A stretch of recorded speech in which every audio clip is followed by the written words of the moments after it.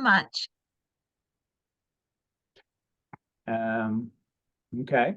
And so do you want me to share my screen, I guess, at this point? Yes, please. Thanks so much. I hope I can successfully do that. Let's see here. How does that look? Excellent. Yes. You see it? Perfect. Yes, you can see? Yes. Okay. If you cannot see, let me know and I will adjust. All right. Well, thank you everybody for joining me on free time. You know, it's Friday night here in Washington, D.C. and Saturday morning in Japan. I was in Japan about a week ago. So it was rainy a lot, though. I hope the weather's gotten better. But I'm very happy to talk about a really important court case called In Re Select, and it has to do with U.S. patents. And it's very important. It affects all types of patents. And so I wanted to go through that with you today. In this case, in general, Samsung got sued, and so Samsung challenged these patents by the patent owner, which is a company called Select, in the patent office, and all of the Select patents were used to invalidate one another. So really interesting facts and something we need to be aware of so that we do not accidentally have our own patents used against one another. So now I'm on the, I'm going to cover some basic concepts. I understand some people in the audience are deeply knowledgeable about patents and some people are, it's more of their hobby. So I will go over some basic concepts. And a lot of this discussion relates to the term or how long a patent stays in force. So one of the basic concepts is this URAA, which was the Uruguay Round Agreements Act, passed in 1994. And it really changed the patent system of the US significantly. And in particular, one of the changes is this law updated the methodology by which US patent expiration dates are calculated. So for pre-URAA patents or patents that were issued based on applications filed before June 8, 1995, that's a long time ago, the expiration date was the later of 17 years from the issue date or 20 years from the filing date. Those are very few of those patents remaining, if any. So we don't really care about that, but we really want to focus on is the post-URAA patents, which would be patents issuing from patent applications filed on or after January 8, 1995. And for those patents, the expiration date of the patent is 20 years from the date of the earliest filing date in the chain of patent applications resulting in the patent. So 20 years from the earliest filing date. I will go to the next slide now. There's another concept in the United States called obviousness type double patenting. Some people say OTDP, some people say ODP. And that part of US law basically says that a claim, a patent claim in a later expiring patent that is not patentably distinct from a claim in a commonly owned earlier expiring patent could be subject to OTDP by invalidation.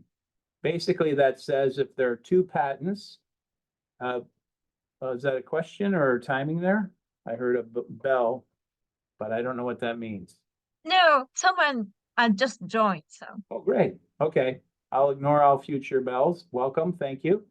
So what this OTDP basically says is there's two patents owned by the same company or person, and they're too similar to one another. The patent claims are not different enough to justify two patents. Then the two patents of the same company can be used to invalidate one another under certain conditions. So the patent owner's own other patent is being used to invalidate the patent owner's first patent. Very unusual, but those are the criteria. And then there's a concept in US patent law called a terminal disclaimer.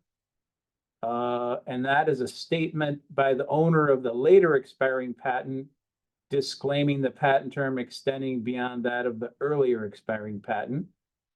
And that can be a statement filed in the patent office in response to an obviousness type double patenting rejection, an OTDP patenting rejection.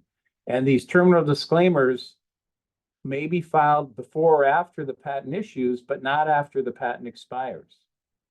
So basically what that's saying is if there's an OTDP rejection, which again is one patent owner's own patent being used against another patent by the patent owner, that can be overcome if the patent owner files this terminal disclaimer, which basically means the patent owner is agreeing that both patents that are being used against one another will expire at the same date. And the underlying principle there is if the claims of the patent are too similar, if both patents are directed to the same or similar inventions, then it's not fair to the public to have them expiring at different times. Instead, they both should expire on the same date, and that can be accomplished by the patent owner filing a terminal disclaimer. Okay, and then I'm going to talk about two terms here that sound very similar, but they're quite different in a number of important respects. One of them is called patent term adjustment under US patent law under 35 USC 154B. Patent term adjustment is the adjustment of a patent term to compensate for delays by the USPTO, which is the US Patent and Trademark Office, during prosecution. And that's where I used to work, as was announced. So that basically means if the patent expires 20 years from the filing date, if the patent office delays unreasonably in the handling of the patent application, then patent term adjustment is the patent office gives back some time so that the patent won't expire unfairly earlier. And patent term extension is a similar concept, PTE, except that is an extension of the patent term up to 5 years for regulatory review delays. That usually is when a pharmaceutical product is being approved by the Food and Drug Administration, FDA.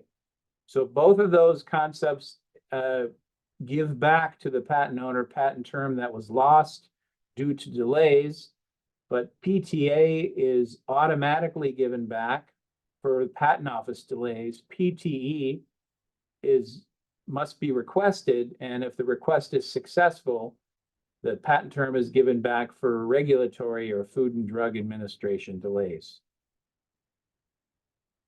That's why my background is electrical engineering, and I really didn't care about these issues until this in-ray select case, because PTE is mostly pharmaceutical cases, and PTA did not have a significant impact on the types of patents that my clients typically get.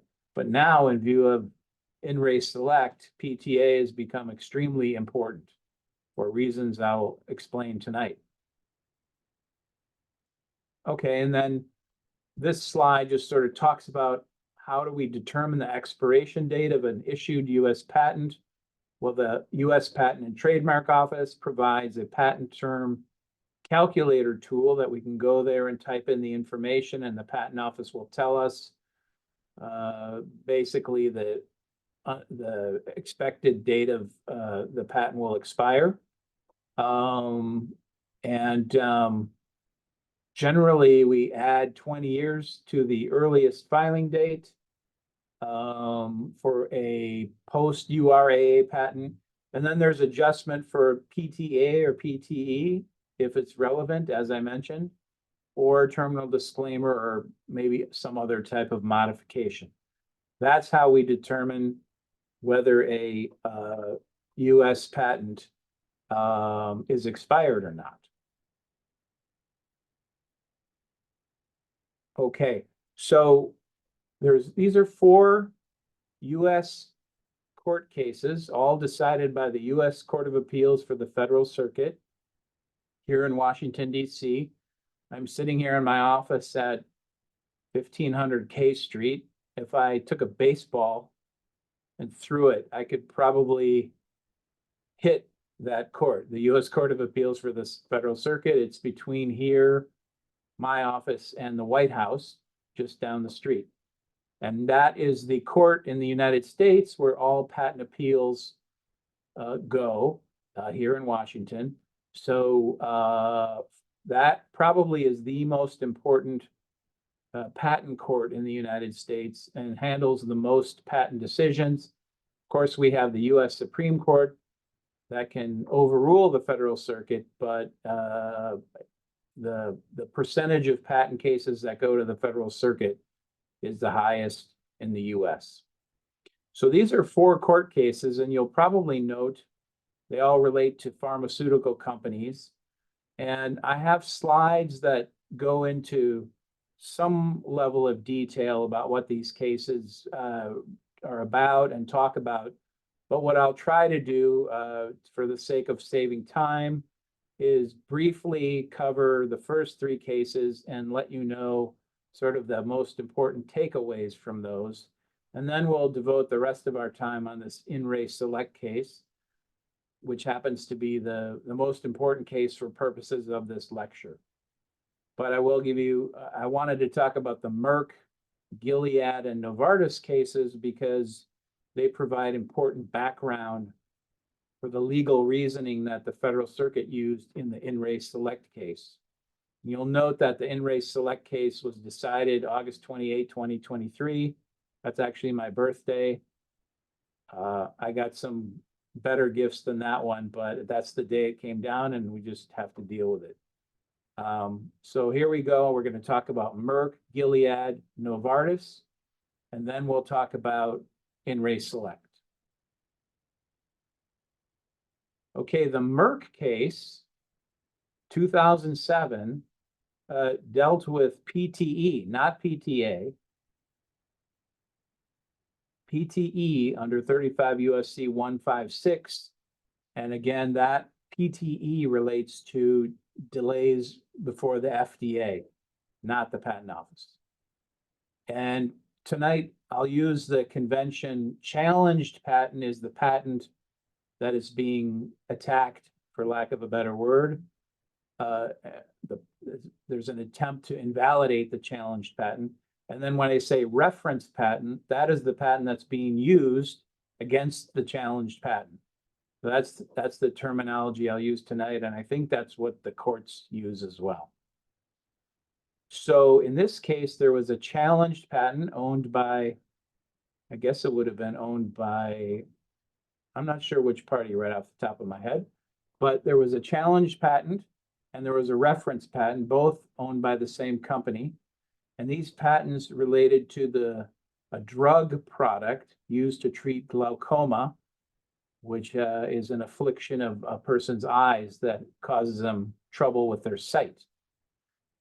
So 2 patents owned by the same company. And the conclusion in this case was that PTE under 35 USC 156 may be applied to a patent, even though that patent had a terminal disclaimer filed by the patent owner in the patent. So even if the patent owner agrees by way of terminal disclaimer to limit the term of the patent, PTE can still be applied and extend the patent give back more of the patent term. And in that case, the calculation of the PTE is from the expiration date resulting from the terminal disclaimer. It's not calculated from the date the patent would have expired in the absence of a terminal disclaimer. So the takeaway from the Merck case is probably point number one on this slide. PTE, patent term extension under 35 USC 156, can be applied to a patent that has a terminal disclaimer already filed in it. So that is what the Merck case says. And next, we're going to talk about the Gilead case. Again, it looks like pharmaceutical companies, 7 years after the Merck case, 2014. And these patents were owned by Gilead. Gilead patents were patent numbers 5763483 and 5952375. So there were two patents in this case owned by the same company, Gilead. They relate to antiviral compounds and methods of using those compounds. And the 375 patent was filed before, the application was filed before, but issued after the application for the 483 patent.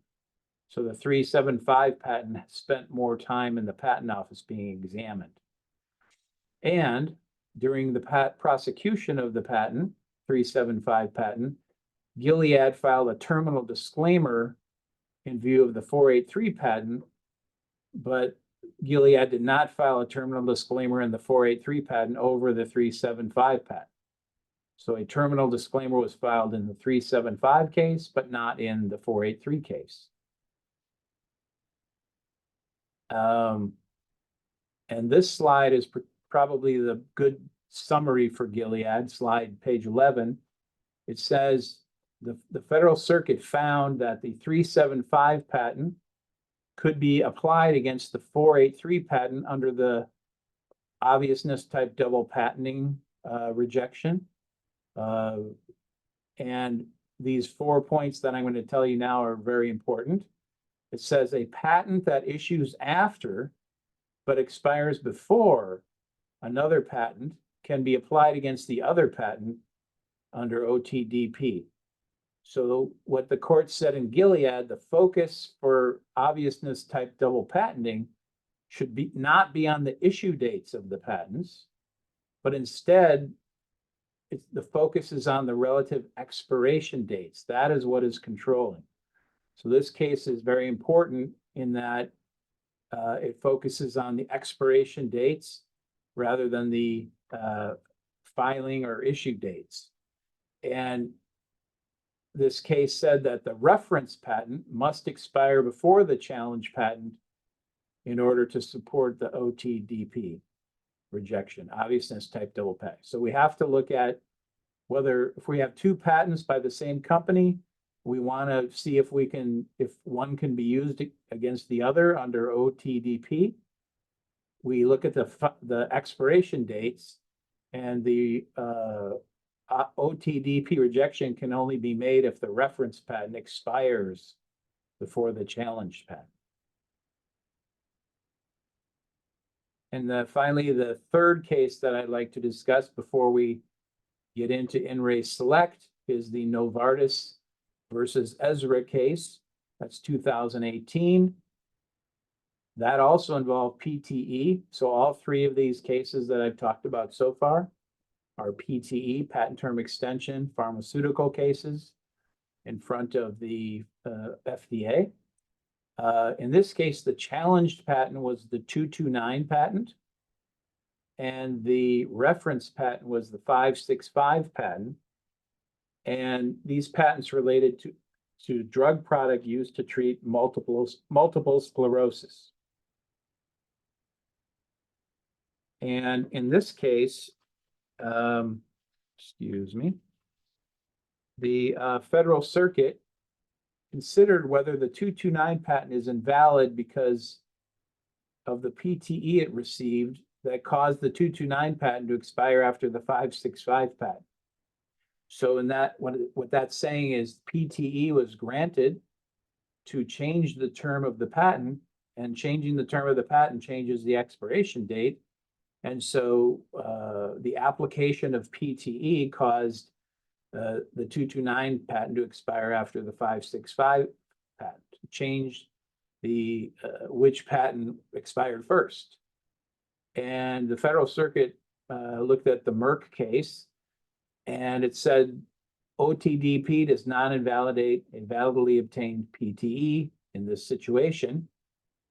I won't go into all of the comments here, but the summary I will give you for Novartis is basically, it has to do with the order in which the analysis is performed when there's PTE and an obviousness type double patenting.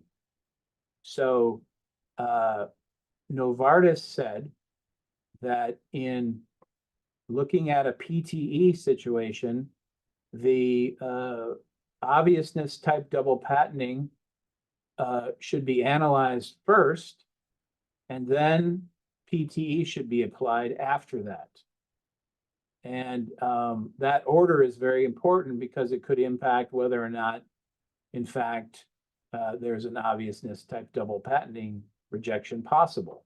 So once again, Novartis said, in conducting the analysis for obviousness type double patenting, where there's PTE involved, the obviousness type double patenting issue is analyzed first, including considering whether there's a terminal disclaimer, and then the PTE is added. That's what the Novartis case said.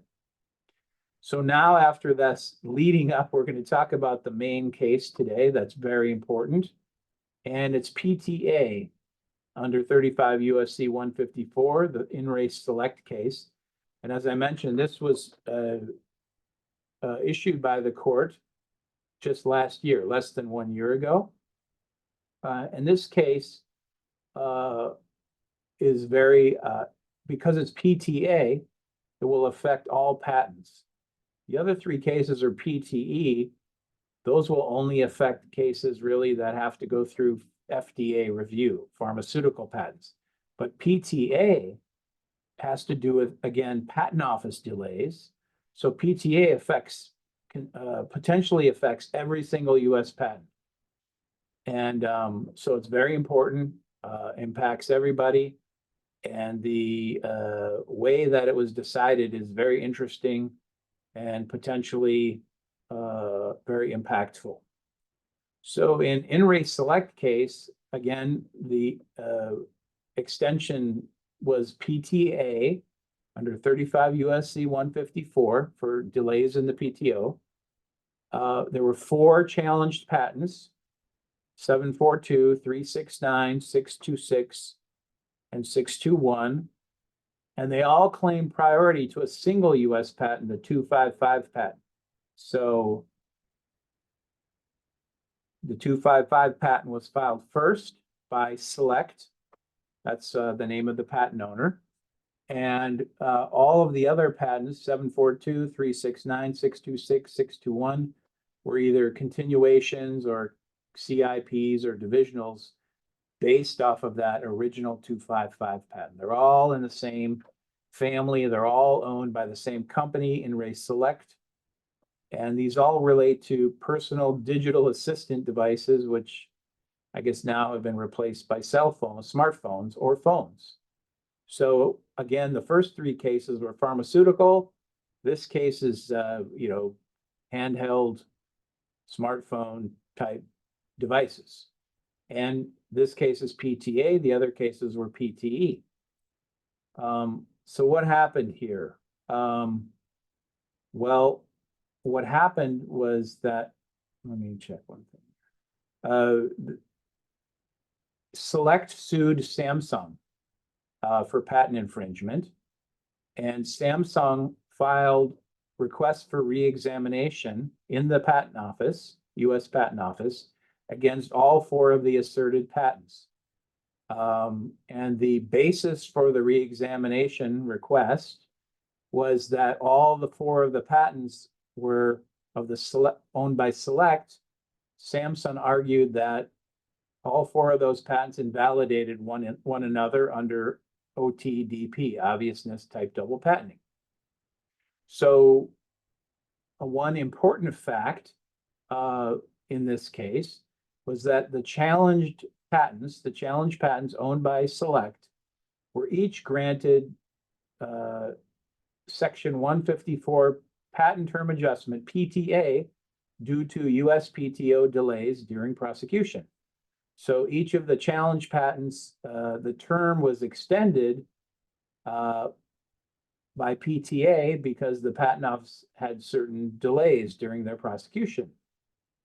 Now, in this case, if it was not for the individual PTA grants, if PTA was not granted to any of these patents, then the challenge patents would have expired all on the same day because they all claim priority to the same 255 patent. And I'll show you a chart with this shortly. But none of the patents was subject to any terminal disclaimer. Even factoring the PTA, by the time of this decision, all the patents were expired. Just looking at if there's any questions coming in yet. Thank you for the one comment. Okay, so that's a bit confusing, but unless we have a chart in front of us. So this chart is from the Federal Circuit, who issued the decision. And from this chart, you can see in the far left, we have the 255 patent was filed on October 6, 1997. And then we have the four other patents in here. The challenged patents were the 742 patent here, the 369 patent here, the 626 patent, which is here, and the 621 patent here. And what you'll see, I don't know if you can see my cursor here, but if it was not for PTA, if PTA was not given to any of these four patents, they would have all expired on October 6, 2017, which is 20 years from the earliest filing date of October 6, 1997. So without PTA, all four of the challenge patents would have expired on the first day, on the same day. And the significance of that is, if you recall from the one of the cases, the Gilead case, the Gilead case said that in order for one patent to be used against another under OTDP, it must expire earlier than the other one. So if all four of these patents expired on the same day, October 6, 2017, in other words, if none of them got PTA, received PTA, then there would be no obviousness type double patenting rejection possible because none of them would have expired before the other. But you'll see here that the 742 patent on the top line, for example, received 726 days of PTA, and that moved the expiration day out 726 days. The 369 patent was given 45 days of PTA. 626 patent 59 days of PTA, and the 621 patent 759 days of PTA. So because of PTA, all of these patents expired on different dates, and consequently, it was possible to use the earlier ones against the later expiring ones. Again, if there was no PTA, they would have all expired on October 6, 2017, and there would not have been any in obviousness type double patenting rejections, and all of these patents would have still been valid. So this PTA is extremely important because it changed the expiration dates relative to one another and allowed all the patents to be used in rejections against one another.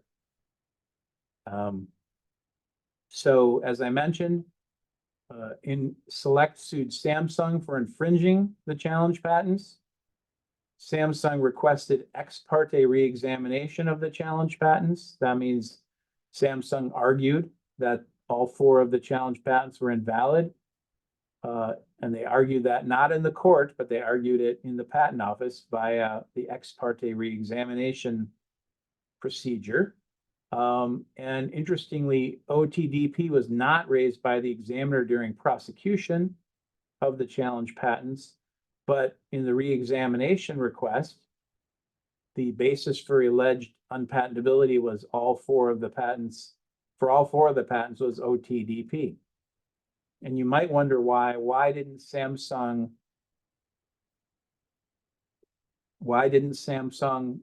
file an IPR or PGR or something like that, the post-grant, sort of the more powerful post-grant challenges that were created by the AIA in 2012. And the reason is obviousness type double patenting is not a appropriate basis for an IPR or PGR.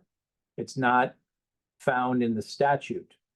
So Samsung couldn't have filed IPR, PGR. They had to file ex parte reexamination, and they did. So then what happened? The reexamination group in the patent office accepted Samsung's arguments. So here's a chart with the asserted patents and claims and earlier expiring OTDP references.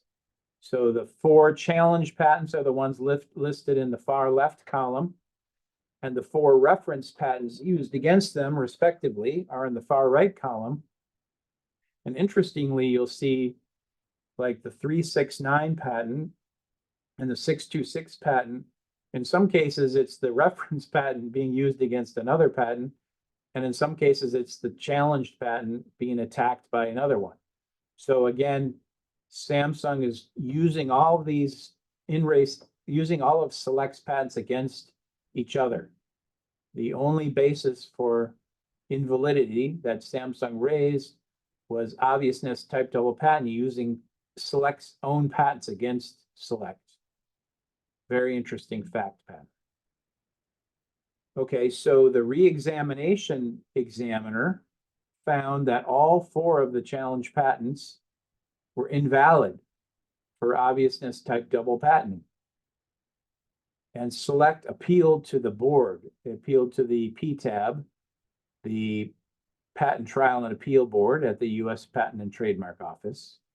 And the board agreed with the reexamination examiner and said, yes, all the challenge claims are invalid or unpatentable in view of other in view of other Select patents. And so all the basically the board agreed with Samsung, the challenger, and said that the patents were invalid. So then Select appealed to the Federal Circuit, the U.S. Court of Appeals for the Federal Circuit, which again is just down the street from where I'm sitting here. So the U.S. Court of Appeals for the Federal Circuit issued a decision and basically agreed with the reexamination examiner, the board, and Samsung. So the Federal Circuit agreed with Samsung that all the claims that were challenged were invalid. Select lost, Samsung won. Samsung's a client of ours, incidentally. So what did the Federal Circuit, how did they decide this case? What was their reasoning and rationale? They said PTA and PTE are treated differently from one another when determining whether or not claims are unpatentable under OTDP. Why? Well, PTA and PTE come from different statutes, parts of our law, and deal with different circumstances. And then the next 2 points are extremely important, and they're very controversial. But what the Federal Circuit found, you look again, the 3rd bullet point, is they said the expiration date used for an OTDP analysis where a patent has received PTE is the expiration date before the PTE has been added. So that is the Novartis case. That says when conducting the OTDP analysis, first of all, the OTDP analysis is conducted using the original expiration dates. And then after that is done, the PTE is added. That is what the Novartis case said. But the Federal Circuit said in this case, in re select, it's PTA, not PTE. And the court said that for various reasons in this case, the expiration date used for the OTDP analysis, where the patent has received PTA, is the expiration date after the PTA has been added. So for PTE, again, Novartis case, we do the OTDP analysis and take into account the terminal disclaimer.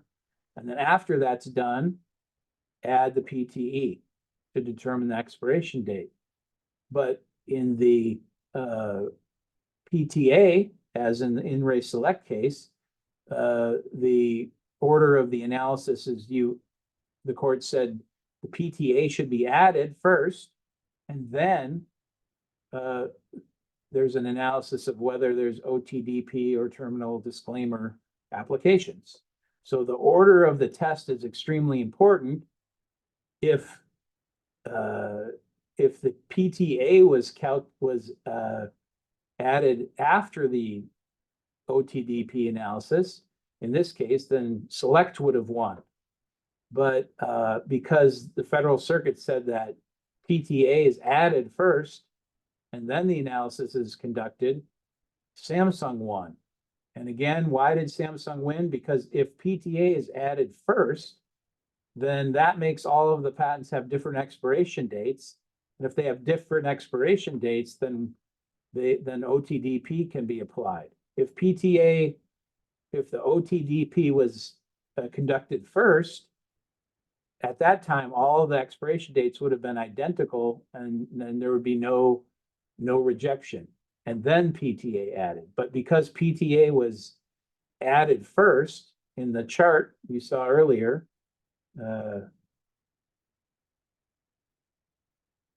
PTA was added first, that made all of the expiration dates staggered and different. And then OTDP analysis was conducted. So that resulted in Samsung winning and Select losing. So the order of the analysis is extremely critical, and it determined the outcome of the case. Many pharmaceutical companies would argue, and other companies would say, the order for PTA should be the same as PTE as it was in the Novartis case, but the Federal Circuit was not convinced or persuaded by that. So because the OTDP analysis in this case was done after the PTA had been added, the 4 challenge patents had different expiration dates, and because of that, the later expiring patents could be rejected on OTDP grounds in view of the earlier expiring patents. Really interesting. So here's some more comments the Federal Circuit made. The crucial purpose of OTDP is to prevent an inventor from getting a second, later expiring patent for non-distinct claims or similar claims. And terminal disclaimers under 253 and 321 could be filed to overcome the OTDP rejection, assuming the first patent has not expired. But in this case, so if they're saying that if terminal disclaimers were timely filed in this case, then that would have made all the patents expire on the same date. And there'd be no OTDP rejection. But in this case, no terminal disclaimers were filed by Select. Not surprising, because there was no double patenting rejection. And most patent applicants won't file a terminal disclaimer unless they get a double patenting rejection. And then the Federal Circuit said, because all the patents here have expired, it's too late to file a terminal disclaimer.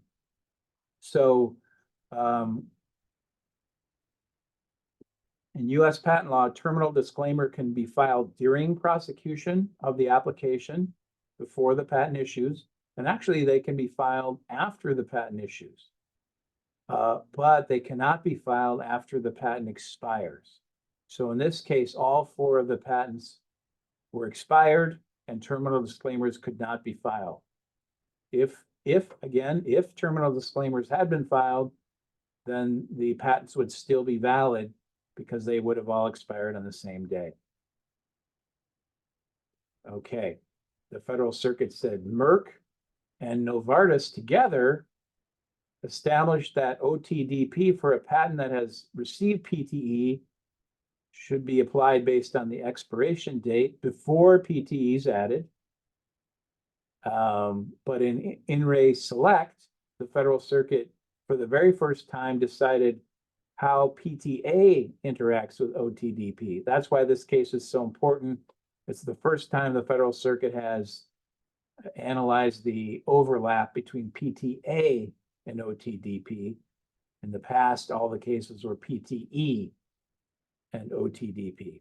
And again, PTA is more impacts every patent. PTE only impacts some patents.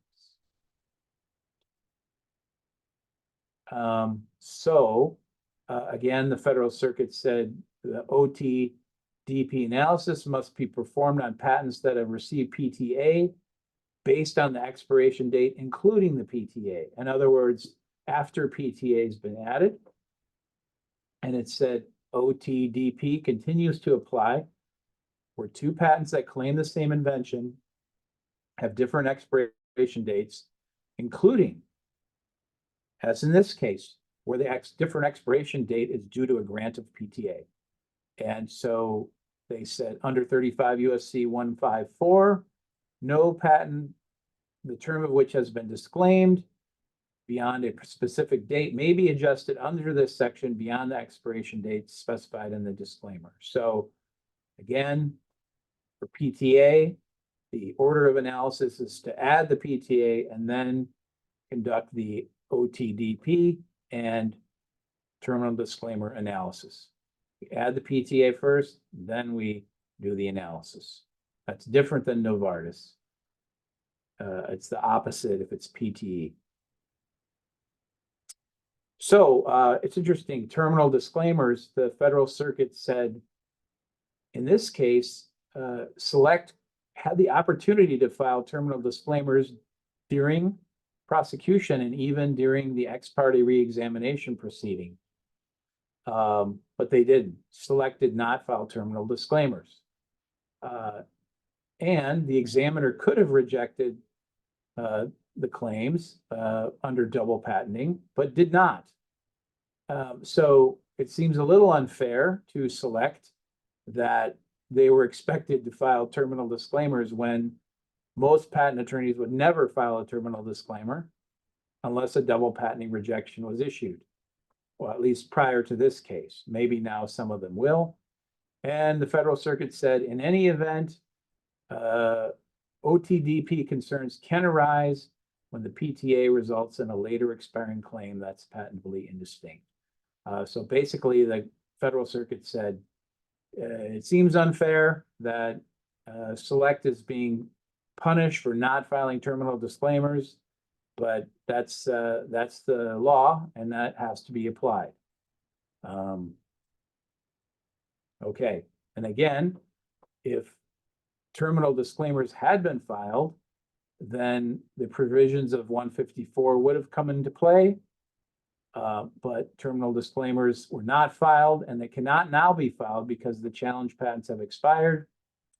So therefore, OTDP for a patent that has received PTA, as in this case, regardless of whether or not a terminal disclaimer is required or has been filed, has to be based on the expiration date of the patent after PTA has been added.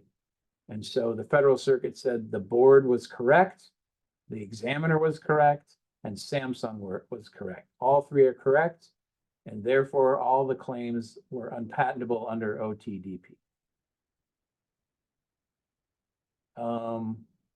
And the final comments were sort of terminal disclaimer cannot be used after a patent expires. Select could have filed terminal disclaimers during prosecution, but they didn't. And now the challenge patents have expired.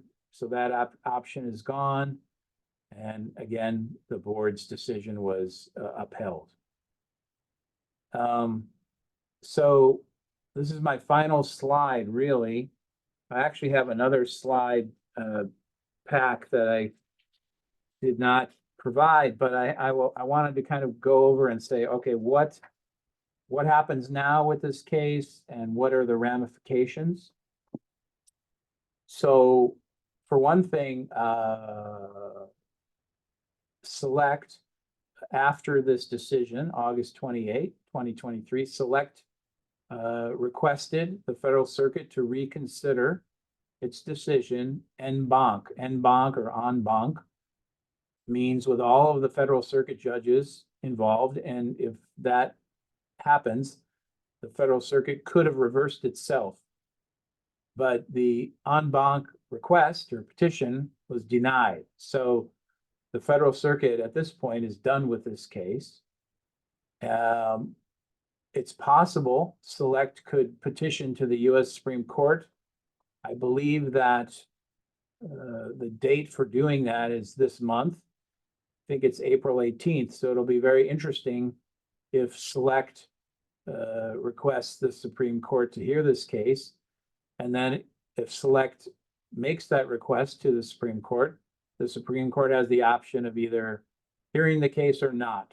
So this case potentially is not over if the Supreme Court takes it up and analyzes this issue. It wouldn't surprise me if the Supreme Court did that, because this is a really critical case that affects every patent and also has huge financial and real world ramifications, especially for pharmaceutical companies. So you can guess the pharmaceutical companies are arguing, or would like to argue, that PTA should be treated the same as PTE for obviousness type double patenting considerations. In other words, the analysis, OTDP analysis, should be done first and then PTA added, just like similar to the Novartis case. But so that's the position of the pharmaceutical companies.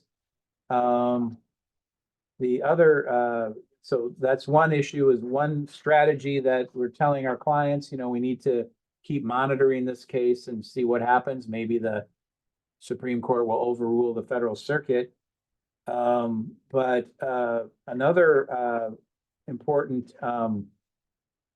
thing that our clients need to consider is, whether or not our clients should go through their patent portfolios and preemptively or proactively try to identify any potential OTDP issues, and if they're found, file terminal disclaimers before the patents expire to avoid this type of rejection.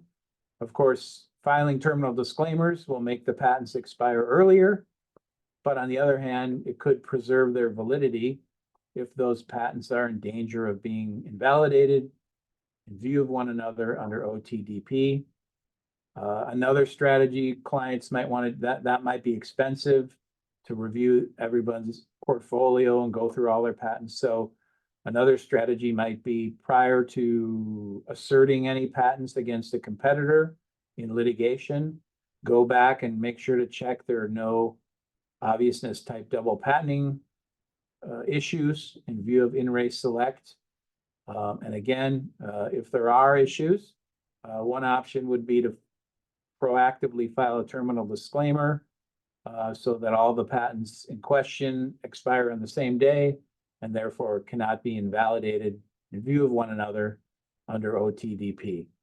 But it's really sort of a tough position that patent owners are now in, because prior to this case, companies could have these big portfolios of patent and not really worry about the patents being used against one another, because they were all, as pre-Select. But now, especially for pharmaceutical companies that have big patent portfolios with patents that are claiming inventions that are only slightly different from one another, this case is extremely important. and will have real world ramifications. So Johnson, I, there are two questions from okay, Sumi Sensei. Do you see it? I see Do you them, see? Yeah. and actually I'm done, so the timing is very good. I was just going to ask, does anybody have any questions? So there are two questions. I will read them and attempt to answer them. Okay? So the first question is, how often do applicants acquire the PTA in my experience? And what is the most common ground for acquiring the PTA? It's a very good question. The first point, I think receiving PTA is quite common on many of the patents that I see for my clients. You'll see it printed on the front of the patent. It'll say, the patent will say, under 35 USC 154, 78 days or however many days were added for PTA. And also, you'll recall, I said earlier that PTA is granted automatically, whereas PTE must be requested. So to answer the question, how often do applicants acquire PTA? Quite commonly. It's not uncommon. It happens every day, I'm sure. And then the second part of the question, which is another reason why this in-race select case is so important. Another question here was, what is the most common ground for acquiring PTA? Well, if you look at 34 USC 154, it lists 3 types of delays for which PTA could be granted. First one is called the so-called A delay, and that is when the applicant will get 1 day of PTA for each day due to delay of the patent office to meet certain deadlines. The B delay is 1 day of patent term extension. I'm sorry, 1 day of PTA will be given for each day of prosecution after 3 years from filing until the patent issues. So that's both of those relate to delays by the PTO. And then there's a C delay, which has to do with delays due to interferences, secrecy orders, or appeals. So if applicant gets a rejection and appeals to the board and the appeal takes too long, then that's a type of PTA. But usually it relates to just the patent office not responding or moving expeditiously. So I don't know what the most common ground is, but those are the 3 grounds that are listed in the statute. I guess, so I don't know that. The final question I see is, do I think this case will affect how fast the USPTO deals with patent applications and examinations? That's a very interesting question.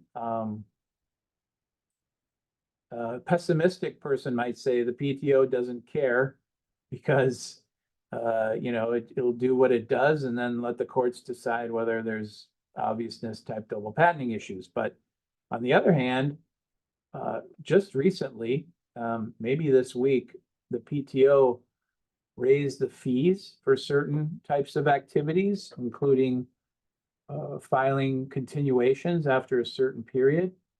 So it's possible if the PTO wants to be proactive, that it could try to expedite its examinations. And theoretically, in a perfect world, there would be no PTA because the PTO would always be acting on time.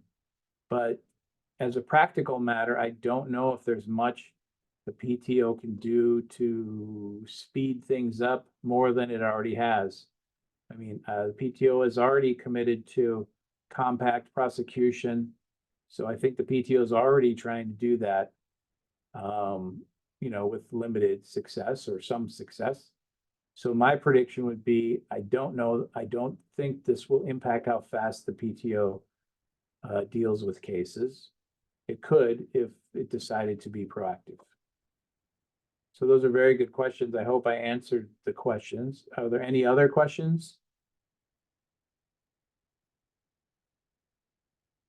it's a complicated fact pattern. So hopefully with the charts and explanation, I was able to get across the basic points. But certainly, if anyone has any questions after tonight, feel free to contact Dr.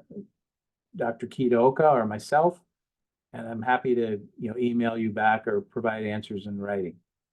Could you show your email in chat box or somewhere? Sure, no problem. I will do it right now. Thank you. All right, any other questions? It's Friday night. Let's see. Before we go out for the evening, I myself, I'm going to try to see the eclipse on Monday.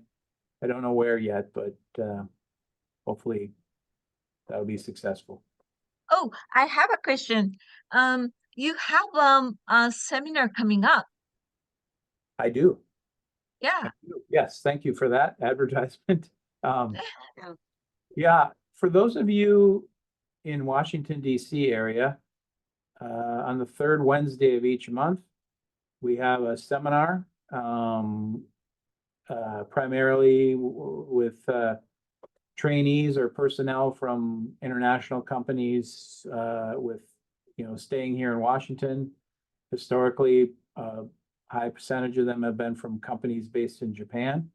But anybody on this call, if you want to email me and you want to attend or be invited to each of these monthly events, I will add your name to the invitee list. There's no cost. We serve a light dinner and then we have a reception with drinks afterward. We don't currently transmit these presentations or record them remotely, but even if you're in Japan and you never come to the US, if you're added to the invitee list, you will automatically at least receive the PowerPoint presentations that we go over each month. And so if you would like to be added to that list, just email me. This month should be very exciting. April 17th, we are covering guidance from the PTO on a number of issues, including how the PTO will be examining inventorship issues for inventions that were assisted with were created using with the assistance of AI, artificial intelligence.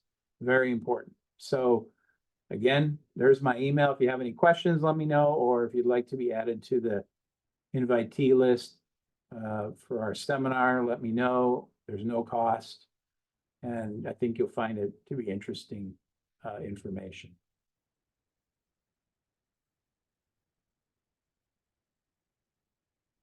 Okay, any other issues or questions or anything?